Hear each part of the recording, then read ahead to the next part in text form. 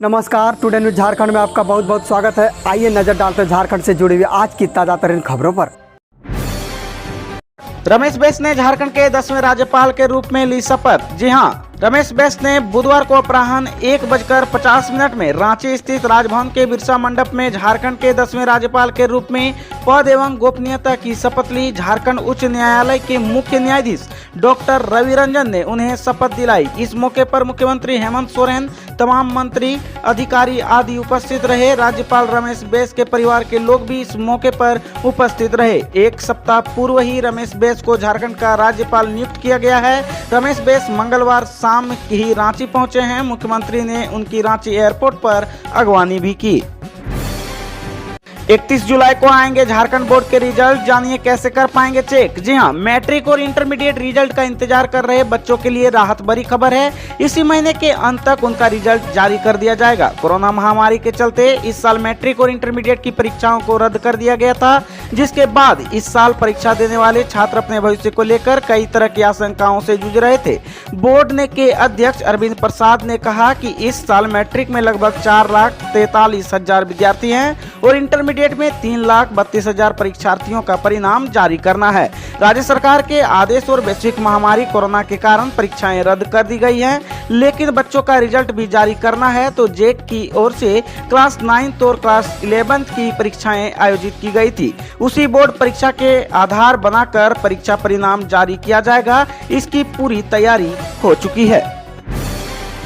झारखंड में high school शिक्षक नियुक्ति के अभ्यर्थियों ने मंत्रियों के आवास का किया घेराव। जी हां, झारखंड कर्मचारी चयन आयोग द्वारा आयोजित हाई स्कूल शिक्षक नियुक्ति परीक्षा के तहत गैर अनुसूचित 11 जिलों में इतिहास व नागरिक शास्त्र विषय में सफल अभ्यर्थियों ने नियुक्ति की मांग को लेकर रांची के ध्रुवा स्थित पेयजल एवं स्वच्छता मंत्री मिथिलेश ठाकुर तथा शिक्षा मंत्री जगन्नाथ महतो के आवास का घेराव किया। अभ्यर्थी सर्वोच्च न्यायालय के आदेश का हवाला देते हुए इन जिलों में नियुक्ति पर रोक नहीं होने की बात कहते हुए नियुक्ति की मांग कर रहे थे। अभ्यर्थियों के अनुसार झारखंड उच्च न्यायालय ने 21 सितंबर 2020 को सोनी कुमारी केस में स्पष्ट कर दिया है कि गैर अनुसूचित जिले में नियुक्ति पर किसी प्रकार की रोक नहीं है, लेकिन क्रमिक विभाग द्वारा उनकी नियुक्ति पर रोक लगा दी गई है। सर्वोच्च न्यायालय में SLP दायर करने के बाद शीर्ष न्यायालय ने भी स्पष्ट कर दिया है कि गैर अनुसूचित जिलों में नियुक्ति प्रक्रिया पर किसी प्रकार की रोक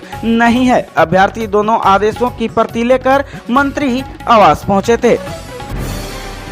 केंद्रीय कर्मचारियों के लिए बड़ी खुशखबरी, कैबिनेट ने DA को 28% करने को दी मंजूरी। जी हां, 1.2 करोड़ से ज्यादा केंद्रीय कर्मचारियों और पेंशनर्स को अपने बढ़े हुए महंगाई भत्ते और महंगाई राहत का लंबे समय से इंतजार था, जो अब खत्म हो गया है। PM मोदी की अध्यक्षता में हुई बैठक में महंगाई भत्ते को बहाल करने को लेकर बड़ा फैसला हुआ है। मोदी सरकार ने इस फैसले से कर्मचारियों और पेंशनर्स के चेहरों पर फिर से मुस्कान लौटेगी।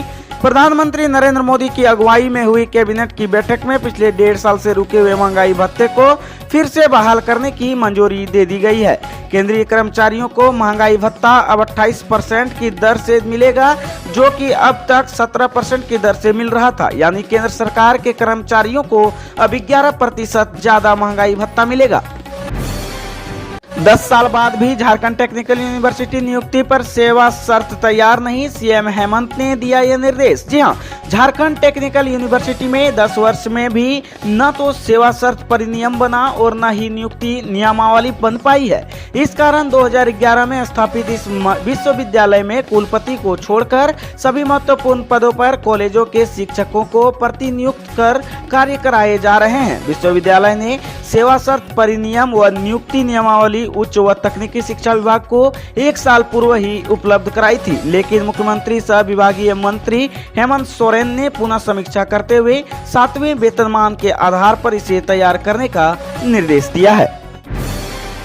झारखंड में मालगाड़ी हुई बेपटरी, घंटों बाधित रहा रेल यातायात। जी हां, झारखंड के टाटानगर स्टेशन से कुछ दूरी पर बुधवार की सुबह एक मालगाड़ी बेपटरी हो गई। ट्रेन के बेपटरी होने की घटना के बाद टाटानगर स्टेशन से होकर जाने और आने वाले कई ट्रेनों का परिचालन घंटों तक प्रभावित रहा, जिसके चलते यात्री ट्रेनों में सवार लोगों को काफी परेशान हुई। मिली जानकारी के मुताबिक बुधवार सुबह करीब 4 बजे यह घटना हुई। बोकारो में हवाई अड्डे का काम जल्द होगा पूरा, साल के अंत तक उड़ान भरने की संभावना। जी हां, बोकारो के हवाई अड्डे का काम बहुत जल्द पूरा होगा, ऐसी संभावना जताई जा रही है कि इस साल के अंत तक बोकारो के हवाई जहाज की उड़ानें सुचारू रूप से भरी जाएंगी। एयरपोर्ट अधिकारियों की माने तो काम युद्ध स्तर पर चल रहा है, जहां टर्मिनल का काम लगभग पूरा हो गया है और बाकी काम किया जा रहा है। बता दें कि बोकारो हवाई अड्डे के विस्तारीकरण को लेकर बोकारो एयरपोर्ट अथॉरिटी के द्वारा काम का और तेजी से विस्तार किया जा रहा है, जहां मोबाइल एटीसी टावर इंस्टॉलेशन के लिए बाहर से टीम आई है, जिसका निरीक्षण का कार्य चल रहा है। इसके लिए विदेश से भी 2 इंजीनियर आए हैं और लगातार मशीनों का इंस्टॉलेशन का काम करने में लगे हुए हैं। बड़ा फैसला, जमशेदपुर में 1 जनवरी से नहीं चलेंगे 15,000 डीजल ऑटो। जी हां, जमशेदपुर में जनवरी 2022 से डीजल से चलने वाले ऑटो नहीं चलेंगे, इसकी जगह सीएनजी से चलने वाले ऑटो चलेगी। फिलहाल यहां डीजल से चलने वाली 15,000 ऑटो हैं, जबकि डीटीओ ऑफिस में 175 सीएनजी ऑटो ही निबंधित है। डीलरों को डीजल ऑटो की बिक्री बंद करने का आदेश दिया गया है। जिला परिवहन पदाधिकारी कार्यालय में बैठक में इस पर फैसला लिया है।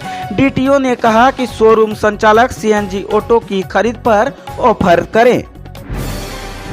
सिमडेगा में बनी फिल्म बांधा खेत का इंटरनेशनल फिल्म फेस्टिवल में चयन। जी हां, सिमडेगा के जलडेगा में बनी नागपुरी मुंडारी शॉर्ट फिल्म का चयन second Covid international film festival of Odisha में हुआ है। इस फिल्म फेस्टिवल में 40 देशों से फिल्में चुनी गई, जिसमें से झारखंड की एकमात्र शॉर्ट फिल्म बांधा खेत भी शामिल है। इस फिल्म में सभी कलाकार स्थानीय हैं। फिल्म के निर्देशक एनपीके और मुख्य किरदार निभाने वाले अनुराग लुगुन भी सिमडेगा के ही हैं।